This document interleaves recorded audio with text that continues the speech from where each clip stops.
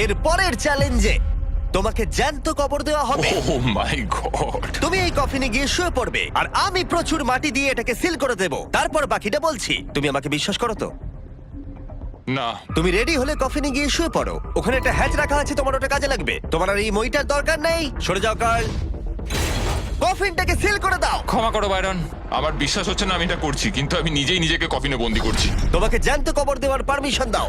আমি আমাকে জ্যান্ত কবর দেওয়ার পারমিশন দিচ্ছি তোমার। ছেলেরা মাটি ফেলতে শুরু করো। ও মাই গড। ও বাইরন, আমায় ক্ষমা করো। না, আমি করব না। যতক্ষণ আমরা তোমাকে কবর দিচ্ছি, তোমার বালিশের নিচে দেখো, তুমি দেখতে পাবে পৃথিবীর সেরা চকলেট ফেস্টিভ্যাল রাখা আছে আর পৃথিবীর সবথেকে সেরা মাংস রাখা আছে, জ্যাক লিংকস। হ্যাঁ হ্যাঁ, আমি পেয়েছি।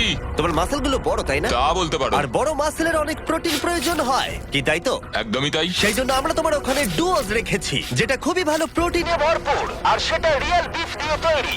সত্যি কথা বলতে আমি আমার জীবনের সবচেয়ে আনকমফোর্টেবল পজিশনে এই মুহূর্তে শুয়ে আছি। অ্যাটলিস্ট এই ডুয়োস গুলো থেকে আমার মাসেল পাওয়ারটা তো ঠিকঠাক থাকবে। ও ভাই, হয়ে গেছে। তোমাকে অফিসিয়ালি জ্যান্ত কবর দেওয়া হলো। তোমার কেমন লাগছে বলো? ভালোই লাগছে।